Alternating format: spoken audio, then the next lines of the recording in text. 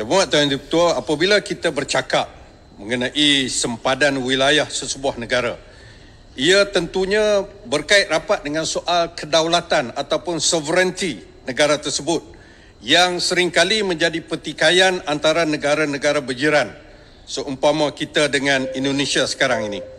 Dalam hal ini, ramai berpandangan langkah yang telah diambil oleh Yang Berhormat Perdana Menteri menandatangani perjanjian dengan Presiden Indonesia baru-baru ini berkaitan pertikaian maritim Malaysia-Indonesia ini bukanlah satu langkah proaktif untuk menyelesaikan pertikaian yang disebut tadi sudah 18 tahun, tetapi ianya lebih suatu langkah kompromi yang kurang berhati-hati yang boleh merugikan usaha melindungi hak wilayah Malaysia dan menyentuh soal kedaulatan negara. Tindakan kerajaan dan Yang Berhormat Perdana Menteri juga jelas, ini penting, membelakangkan pandangan pakar-pakar maritim kita yang selama ini membantu kerajaan dengan tekun dalam usaha melindungi hak wilayah maritim. Mereka memberi pandangan pakar, expert opinion, agar Malaysia tidak berkompromi dengan tuntutan Jakarta yang membabitkan kawasan laut di Laut Sulawesi dan di bahagian paling selatan di Selat Melaka. Pandangan mereka, langkah ini merugikan Malaysia, di mana negeri Johor pada pandangan mereka akan kehilangan wilayah laut, termasuk menghadapi kesan negatif aktiviti ekonomi maritim di Pelabuhan Tanjung Pelepas, manakala Pelabuhan Tawau Sabah akan... Yang Berhormat, ini bukan ruang untuk Yang Berhormat bersyarah. Direct to the question. Kalau nak ikut macam tu, masa dah lebih 2 minit dah. Right? Please get to the point. Dengan izin. Ya. Saya nak tanya Perdana Menteri. Oleh kerana Perdana Menteri, saya ada 4 soalan saja. 4 saja. Yang pertama soalan saya, adakah langkah yang diambil oleh Yang Berhormat Perdana Menteri dalam hal ini, iaitu menandatangani perjanjian dengan Jokowi, telah mengambil kira pandangan pihak yang berkepentingan, interested parties, khususnya Kerajaan Negeri Johor dan Kerajaan Negeri Sabah? Dan jika ada konsultasi atau engagement itu, bila dia dibuat? Soalan pertama. Soalan yang kedua, sekiranya kerajaan tidak mahu lagi menggunakan pakai nasihat pakar-pakar maritim yang saya sebutkan tadi, saya mahu tahu, adakah sekarang ini kerajaan mempunyai penasihat baru di dalam aspek maritim yang dirundungi oleh pihak kerajaan? Jika ada, sila nyatakan siapa penasihat baru ini. Yang ketiga, dalam membuat keputusan menandatangani perjanjian berkaitan dengan Indonesia, adakah kerajaan mengambil kira asas garisan sempadan antarabangsa seperti yang ditetapkan oleh Konvensyen Antarabangsa Undang-Undang Laut seperti yang disebut oleh Yang Berhormat tadi, tapi khususnya Fasal 121 yang mana kita yakin kita Malaysia mempunyai merit dalam tuntutan ini. Tak perlu bincang, tak perlu kompromi. Kita ada merit sebagaimana keputusan ICJ dalam kes Pulau Sipadan dan Pulau Ligitan. Dan yang keempat, ini juga penting Yang Berhormat, apakah sikap kerajaan Malaysia terhadap tindakan negara Singapura yang telah menyatakan persetujuan dengan Indonesia mengenai sempadan maritim dalam kawasan yang mana Malaysia juga mempunyai tuntutan dalam kawasan yang sama, iaitu dalam kawasan 3 batu nautika daripada pantai Johor. Itu 4 soalan saya. Terima kasih Tuan Yang Ketua. Terima kasih Kota Baru. Apa dia soalan Kota Baru? Ramai berpandangan. Pakar maritim. Siapa yang pandangan? Pakar mana yang dibicarakan? Ya. Kemudian telah melanggar yang mana? Peraturan mana? Peruntukan mana? Dia peguam. Bincang samar-samar begini tak payah peguam. Ketua kampung pun boleh. Peguam ini harus spesifik. Ya, marah apa? Jawablah. Nombor 1. Apakah pandangan pihak berkepentingan? Johor, Tuanku Sultan telah dimaklum bahawa ini sempadan ini 3 batu nautical miles, 3 batu nautika daripada kawasan. Ini jauh, tidak termasuk perbatasan Johor. 1. Sabah Sabah tidak dimeterai dalam hal ini. Ketua Menteri Sabah dimaklum bahawa memuktamadkan Pulau Sebatik dan kawasan yang melibatkan Tawau dan Sabah itu ditangguh sehingga ada persetujuan baru kerana kita belum bersetuju. Saya ada cakap tadi, dengarlah. Soalan kedua, pakar maritime.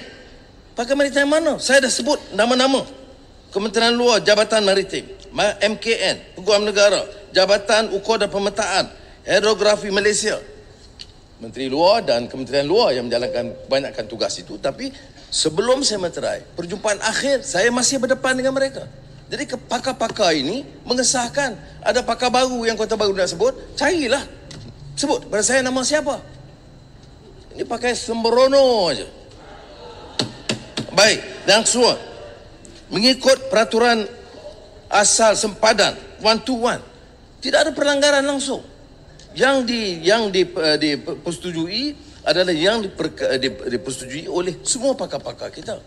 Ya. Yang tidak dipersetujui, yang kita agak ambil berat sikit tentang kawasan perairan Tanjung Pelepas, tidak terlibat. Yang keduanya, soal yang betul-betul jadi masalah ialah soal persepadan dengan Sabah yang kita tidak bersetuju. Baik. Mengenai soalan keempat tentang Singapura. Singapura dan Republik Indonesia itu buat perjanjian 2009. Masa itu Pagoh, Bera semua dalam kerajaan. Dan apa yang kita lakukan? Sampai sekarang, Yang Berhormat harus tahu ya, perjanjian Singapura Republik Indonesia perjanjian 2009 itu telah dibantah oleh kerajaan Malaysia. Dan saya telah maklum kepada Presiden Jokowi bahawa kita tidak boleh terima yang ini kerana ia menjejaskan kepentingan Malaysia. Baik.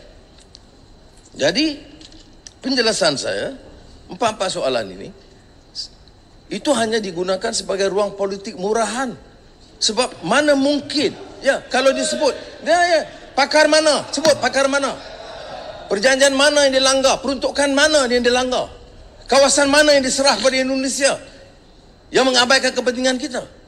Yang saya sebut tadi, yang kita kira betul-betul kawasan pelabuhan Tanjung Pelepas yang sebenarnya keluar daripada perbatasan negeri Johor, dan kemudian Sabah yang tak dapat kita persetujui. Walaupun saya dah minta pegawai-pegawai cari jalan runding supaya ada win-win situation.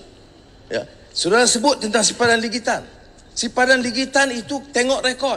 Yang pergi runding dengan Presiden Soeharto itu saya sebagai Timbalan Perdana Menteri untuk memberikan mengambil keputusan dipersetujui oleh Presiden Soeharto untuk bawa sipadan ligitan. Nak mengamuk pasal apa? Yang berhormat Pagoh, saya beri laluan kepada Yang Berhormat Tampin. Duduk. Terima kasih. Terima kasih Datuk Yang Speaker. Terima kasih saya ucapkan kepada Yang Amat Berhormat Tambun atas jawapan yang cukup jelas sebentar tadi, sekaligus menjawab segala tomahan dan dakwaan yang dilemparkan terhadap kerajaan berhubung isu sepadan maritim ini. Juga saya ingin mengucapkan tahniah dan syabas kepada kerajaan hari ini kerana kebijaksanaan kerajaan hari ini Malaysia telah menang pertikaian mahkamah berkaitan tuntutan waris Sultan Sulu. Soalan saya, apakah lagi perkara yang ingin dicapai? Okey, diam sekejap.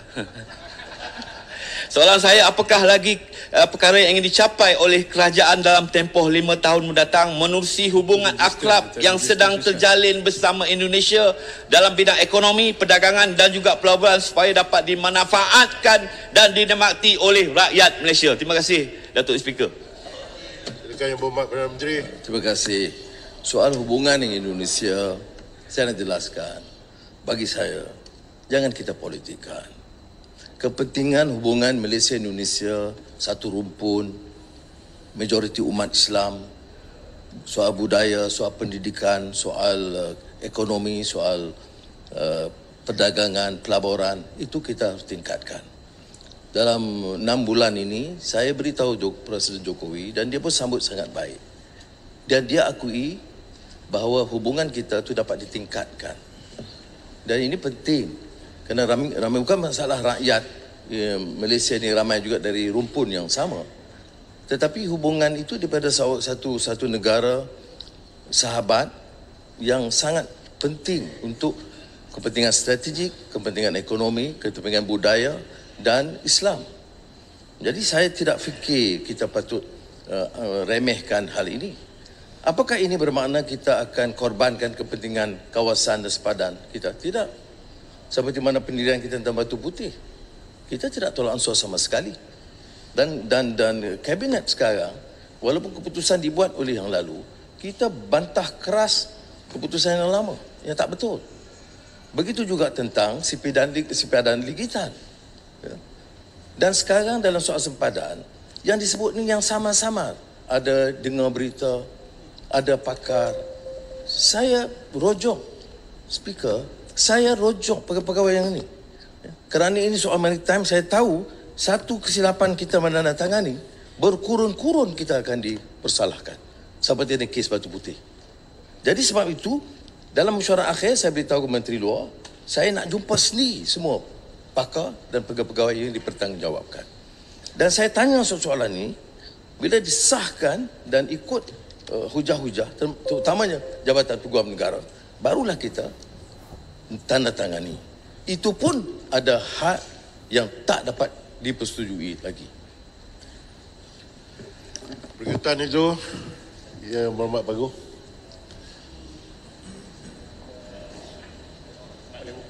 Mic Yang Berhormat. Ya, Yang Berhormat telah menyatakan pada hari ini nak menjawab dan saya ucap terima kasih lah. Kalau boleh diizinkan satu soalan daripada saya lah. Pertamanya, terima kasih kepada Yang Berhormat yang telah menjelaskan bahawa apa yang telah dimeterai dengan pihak Indonesia itu bukan satu perjanjian yang komprehensif. Ada banyak caveat. Maknanya, ia bersetuju atas perkara yang mungkin boleh bersetuju. Tapi banyak lagi perkara yang tak lagi diselesaikan. Macam contoh tadi, sama ada soal yang berkaitan dengan sempadan di mana melibatkan negeri Johor, negeri saya lah, ataupun di Sabah. Ini perkara-perkara yang dianggap penting. Selain daripada itu yang berkaitan Pulau Sebatik ataupun dengan soal Ambalat. Ini kes-kes yang telah pun selama ini menjadi isu ataupun dispute. Jadi sebab itu saya nak minta jaminan daripada Yang Berhormat Perdana Menteri bahawa bila mana nak diselesaikan nanti, pasal banyak lagi rundingan akan diadakan, boleh tak dijamin supaya apa yang dikatakan tuntutan hak Malaysia itu tidak kita kompromi langsung. Dan kalau begitu, apakah dengan pihak kita berkata begitu, pihak Indonesia akan mengikuti kehendak kita?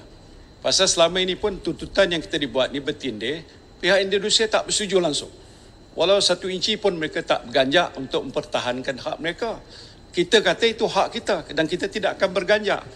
Jadi soalan saya, sama ada jaminan untuk pastikan mana ada lagi proses rundingan yang saya kira mungkin tidak akan selesai cepat, bahawa itu tidak akan berlaku. Dan keduanya, sama ada bila mana perjanjian itu nak dimeterai akhirnya nanti yang agak komprehensif, yang merangkupi semua perkara itu, rakyat akan diberikan peluang untuk melihat sendiri sebenarnya apa yang telah pun dimeterai atau ditandatangani pada waktu itu, dia tidaklah mengkompromi kedaulatan negara kita. Itu soalan saya. Silakan Yang Berhormat Perdana Menteri. Terima kasih Pak Guh. Itulah soalan. Itu beda daripada kecaman di luar. Yang ditanya itu ialah keperluan satu perjanjian komprehensif. Saya setuju. Jaminan bahawa tidak akan dikorbankan kepentingan kedaulatan negara. Itu memang pendirian kita. Apakah melibatkan negeri Johor? Setakat tidak ada kawasan yang melibatkan negeri Johor. Yang melibatkan hanya Sabah. Dan saya telah jawab tadi, soal Sabah ini bukan saja kerajaan persekutuan akan berunding dengan Indonesia untuk kawasan sempadan Sabah, termasuk sekitar Pulau Sebatik, itu akan melibatkan wakil dari kerajaan negeri Sabah. Itu sudah saya bagi perakuan. Jadi soal dia komprehensif, dia komprehensif settlement yang belum dimeterai hanya sebahagian kecil yang melibatkan sempadan Sabah, dan memang kita tidak dapat bersetuju. Bagaimana boleh kita teruskan kalau pengalaman kita dengan Thailand, kita akhirnya bersetuju win-win Joint Development Authority. Tapi Pulau Sebatik belum sampai ke situ. Itu kita kena bincang apakah wajar ditekankan setakat ini kita telah bawa pendirian kita. Indonesia jelas tuntutan kita dan kita pun tahu tuntutan Indonesia, tapi kita tidak setuju. Jadi peringkat ini itulah keadaan dia, dan soal kompromi tidak berbangkit. Presiden Jokowi dia mewakili rakyat dan negara Indonesia. Saya mewakili rakyat dan negara Malaysia. Soal kedaulatan tidak boleh dikompromi atau dikorbankan. Jadi itu kita akan lakukan dengan sebaiknya.